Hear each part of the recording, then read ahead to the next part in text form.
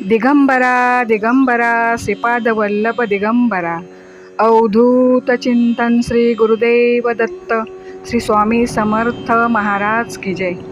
गुरुदेवांच्या चरणावर कोटी कोटी वंदन. श्रीपाद प्रभूंचे आशीर्वाद प्राप्त करून घेण्यासाठी आपला हा संदेश शेवटपर्यंत ऐका. श्रीपाद श्री वल्लभ प्रभूंचे प्रगटीकरण. अत्रि ऋषी आणि त्यांची पत्नी अनुसया या अतिपावन दाम्पत्याच्या तपश्चर्येवर प्रसन्न होऊन भगवंताने त्यांच्या पोटी श्री दत्तात्रेय नावाने अवतार घेतला. या अवताराचे वैशिष्ट्य असे की भगवान श्री दत्तात्रेय आपल्या भक्तांच्या रक्षणासाठी या भूतलावर सदैव वास्तव्य करीत असतात आणि स्मरण करतात. प्रत्यक्ष प्रगट होऊन भक्तांचे अभिष्ट पूर्ण करतात.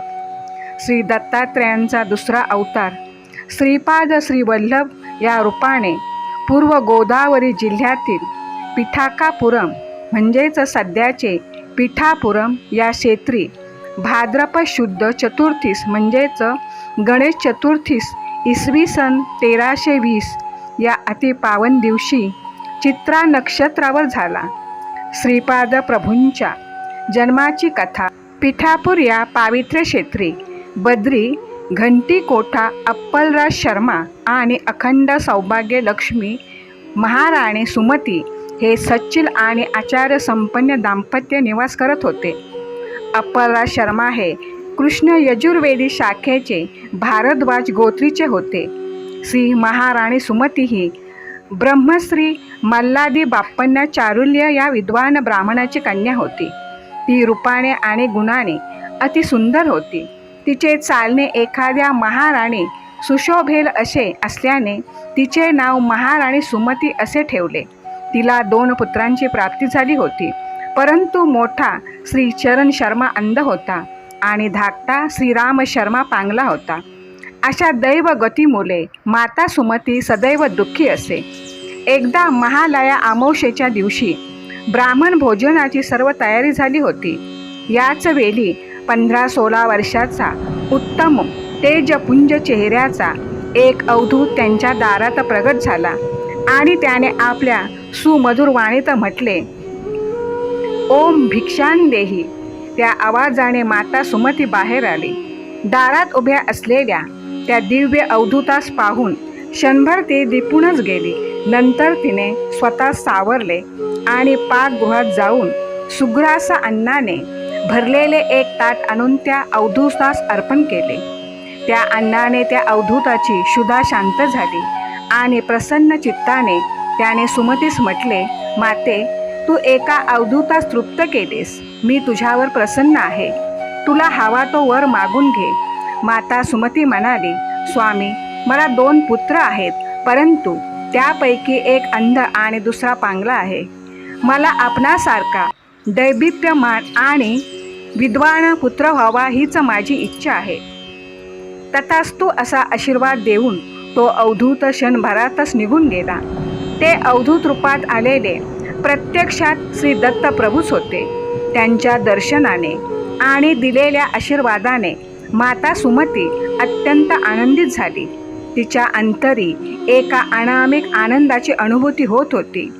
ब्राह्मण भोजन दान यादी होऊन महालय अमावस्येचा तो दिवस सुव्यवस्थितपणे पार पडला.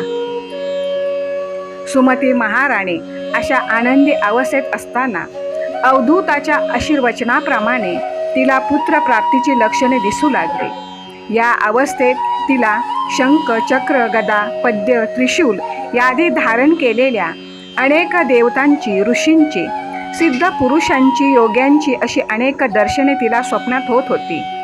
काही काळाने तिला जागृत अवस्थेमध्ये सुद्धा दिव्य दर्शन होऊ लागले.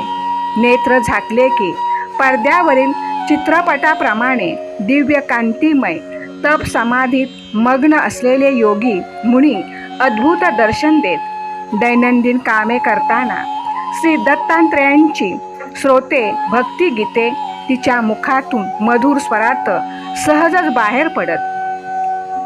ही सर्व लक्षणे महापुरुषांच्या जन्माधीश भसूचक होती. या मातेचे हे अगले वेगळे डोहाळे पाहून पती अप्पलराज शर्मा, पिता बापन्य चारुल्य आणि माता राजमंबा यादी आनंदित होती. 9 मासाचा काल जणू पंख लावून उडून गेला. 10व्या मासी भाद्रपद महिन्याच्या शुक्ल चतुर्थीस म्हणजे गणेश चतुर्थीस सुमती महाराणीने एका अतिसुंदर दैदिप्यमान बालकाचा जन्म दिला. त्या क्षणीच माता सुमती मूर्छित झाली होती. प्रसूतिगृहातून मंगळवाद्यांचा ध्वनी ऐकू येऊ लागला. थोड्याच वेळात आकाशवाणी झाली आणि सर्वांना प्रस्तुती कक्षाच्या बाहेर जाण्याचा आदेश दिला. सर्वजण बाहेर जाताच त्या बालकाच्या सानिध्यात 4 वेद, 18 पुराणे आणि महापुरुष ज्योतिरूपाने प्रगट झाले आणि परमपावन वेदमंत्रांचा घोष सर्वांना ऐकू येऊ लागला. थोड्या वेळाने तो थांबला. या मंगल समयी स्वर्गातील अप्सरा, गंधर्व, यक्ष, किन्नर आनंदाने नृत्य गायन करू लागले. देवतांनी बाळावर पुष्पवृष्टी केली. याच वेळी घरासमोरील आंब्यांच्या झाडावरील कोकिला मधुर स्वरात आनंदाने गाऊ लागल्या. पारिजात, मोगरा, चमेली, गुलाब यादी फुलाने आपला सुगंध मंद मंद वाहणाऱ्या वाऱ्याबरोबर प्रस्तुतीगृहात पाठविला आणि नवजात शिशूचे स्वागत केले. पुत्रप्राप्तीची वार्ता ऐकताच अप्पलराज शर्मा आपली पूजा अर्चा आटोपून आणि आनंदाने पुत्र भेटीसाठी प्रस्तुतीगृहाकडे निघाले. बाळाचे मुखमंडल अतिशय सुंदर होते. भव्य कपाल, धनुष्याकृती भुवया, त्याखाली मोठे मोठे तेजपुंज नेत्र, त्याखाली नासिका, गुलाबी पातळ ओठ आणि गोजीरवाण्या मुखचंद्रमास साजेसा गौरवर्ण. हे देवी सौंदर्य पाहून सुमती महाराणीचे पिता बापन्य चारुल्य आणि माता राजमंबा या दोघांच्या नेत्रातून आनंदाश्रू ओघळू लागले. त्यांचे चित्त एका अनामिक आनंदाने भरून गेले.